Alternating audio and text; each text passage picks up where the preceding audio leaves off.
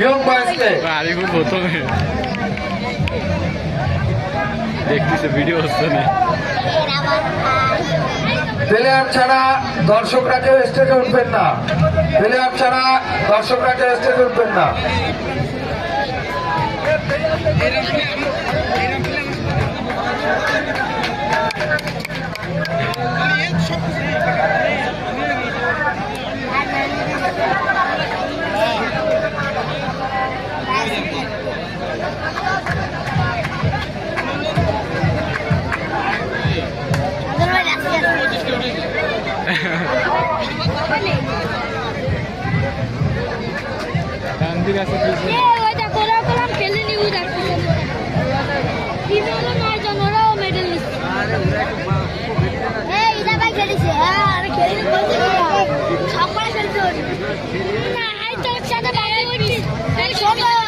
এরপরে